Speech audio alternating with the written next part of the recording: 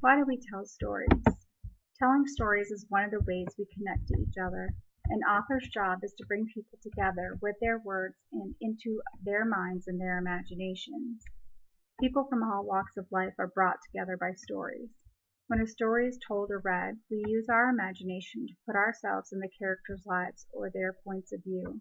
We feel what that character feels. We want to discover the places that are described in the stories, and we want to experience what it is that the author has written. In Phil Clay's Redeployment, we read the story from the point of view of a soldier. The soldier has returned home from war. This story makes you feel the pain and the sorrow that the soldier feels from his deployments. You feel the terror and the extreme sense of guilt and shame he feels from having to kill. The author has done his job by making us feel for the soldier and by connecting us to the soldier's plight of being in the war. The story affected me so much. As a reader, I brought this book to the attention of many of my coworkers and even my daughter who is in the Navy. This story connected me to the character, which in turn connected me to my friends and my family who are in the military. An author has so many reasons why they write what they write. They can try to reach us by telling their story. They try to reach us by bringing us into the world that they are affected by, and even reach us by springing up our imaginations and bringing us into worlds we never thought of before. When I read Richard Blanco's Queer Theory, the author put me in the shoes of the grandmother. He also put me in the shoes of her grandson. I understand that grandparents are old school, and they believe that if you act a certain way, you will be perceived that way.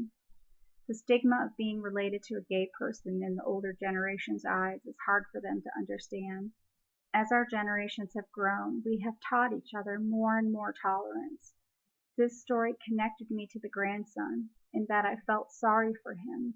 Being told that you have to be a certain way and to suppress your own true nature must be a horrible, horrible feeling. This story also connected me with my own family members, how I treat them, how they want to be treated as a gay person. Most of these stories really bring you into their worlds, and then you take away from the story a sense of connection, one that reaches beyond the words that you read. Dorian Gray is another good example of how people connect to each other. The story connects all types of people, especially in homosexuality, atheism, and just general morality.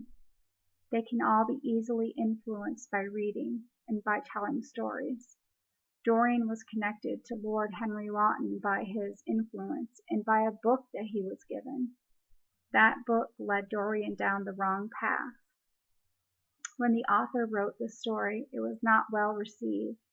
The people who were connected together when they read this book were very angry and disgusted by the book.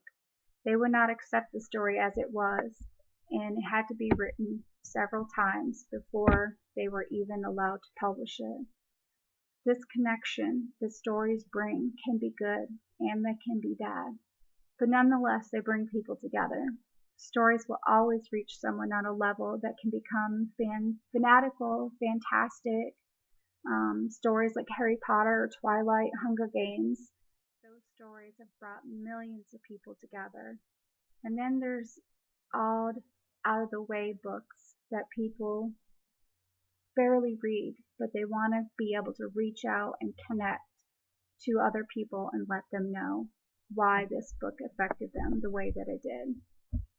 I believe that telling stories is a good way to connect to one another.